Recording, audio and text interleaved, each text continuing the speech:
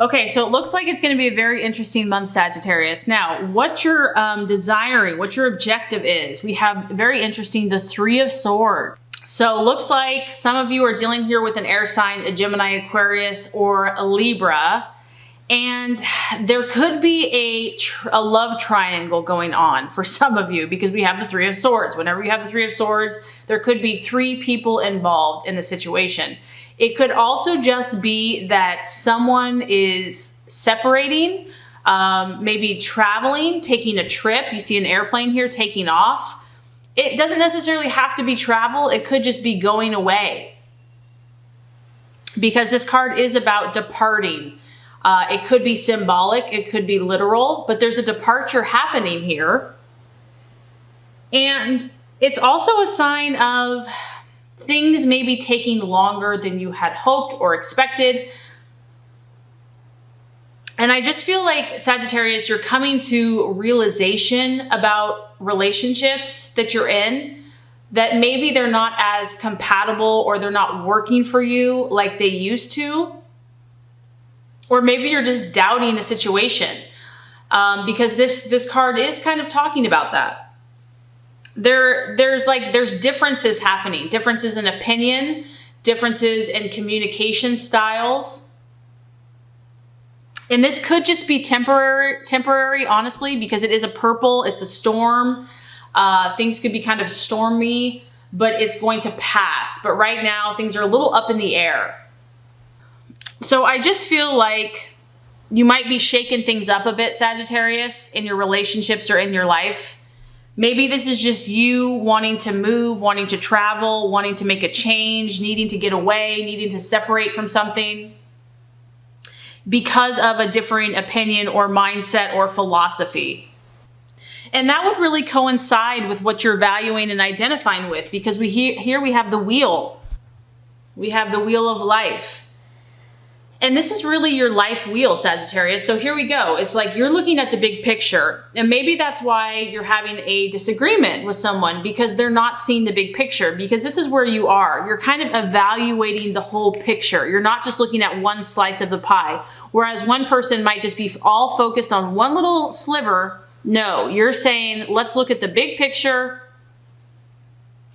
And I need to evaluate things on a scale, a happiness scale. How happy am I truly in this area? And I feel like you're questioning some areas in your life. You're thinking about it. You're evaluating. Obviously, this is going to represent the full spectrum. So we could have health, we could have love, we could have passion, money, work, play, travel. And I feel like you're really determining where you're not satisfied. And the thing with you, Sagittarius, is that if it's not working for you, I just feel like you're going to make a change this month. Like you're not even really going to question it. And that's kind of why I'm getting this separation, because it's almost like you're ready to go. You're ready to move on. If you're not happy in some type of area, you're not going to sit around and just wallow in self-pity and misery. You're going to make a change. Because October for you is like you have this finger here and you have your fire and your power, and you have to direct your energy somewhere, and you want it to be useful and you want it to be enjoyable, pleasurable. Really saying, where should I direct my intentions? Where should I direct my energy? How is it going to fulfill my higher purpose and my calling? And I also feel that you're aware this month of the seasons changing. You're aware that times change, things change, people's change, relationships change. You're not just stuck in a way of life or a way of thinking. And I feel that you're really working with this energy beautifully. You're not staying stuck. You're not staying stagnant. You're willing to kind of ebb and flow. You're flexible. You're listening to your intuition. It can be painful here to cause some upset. But I feel that you're remaining optimistic, that you know that you have a say in your future and that you're going to take hold of it and help create your destiny. Okay, challenge, distraction, illusion, or doubt. So interesting. 6 of Cups. So there's part of you that's this free spirit that wants to explore the world, adventure, travel, have no restrictions, just live in pure freedom. And then you have this little thing called emotions.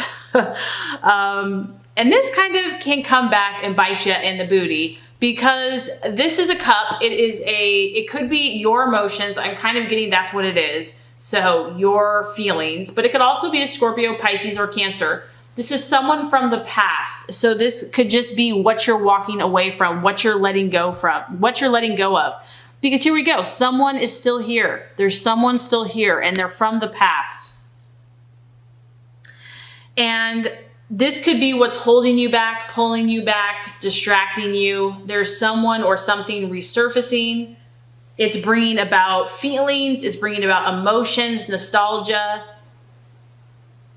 And whatever this was, Sagittarius, is it affected your heart. And you have a huge heart. And so as much as you mentally might know you need something better, different, this pulls at your heartstrings. And I feel that instead of being pulled back there, instead just glean the wisdom from that situation. Use this as an advantage instead of a disadvantage to move forward towards your dream. It's an opportunity for you to correct possibly a past error, or someone else could be returning to you to correct. And maybe there's some unresolved issues or business that has to be dealt with. And if you're feeling kind of like in an emotional whirlwind because of this situation, just don't let this overcome you. Don't allow it to go too far, because this distraction here can cause indecision, or it can cause just feeling like a weak moment where maybe you do something you regret. There's an energy here that wants to pull you back in your mind or your actions. And you're going to have to be strong, because this is a powerful thing. The Six of Cups here. It really pulls at that deep, idealistic, heart that just wants to have love and feel love. And so there's something powerful there that could be a distraction as you move forward. But this is crazy. I mean, your reading is really cool. The right attitude to have is the Ace of Wands. And so this is God in the universe saying, don't look back, Sagittarius. Like, if there's something that's trying to pull you back, there's a reason you probably left that situation behind, because there's a new horizon. There's a new beginning, and it's calling you. It's beckoning you. This is the beginning. You're stepping out. You're doing something new. You're doing something different. And I feel like it has so much hope and so much optimism and excitement. There's something beautiful waiting for you over there on the horizon. And it's just saying, come to me, come to me. This is your strong fire energy. So you could be collaborating with other Aries, another Sagittarius or Leo, or it could just be you really stepping out and saying, I believe, I know, I trust. I can, I am able, this is going to work. Because this is the card of new opportunities. And here it is, Sagittarius. This is the card of luck being on your side. And this is one area that you are truly blessed. God blesses you. You are the sign that gets blessed with luck. This is a lucky card, and there is an anticipation here. There's an excitement in the air. There's enthusiasm. And you really have the ingredients to make any of your dreams successful.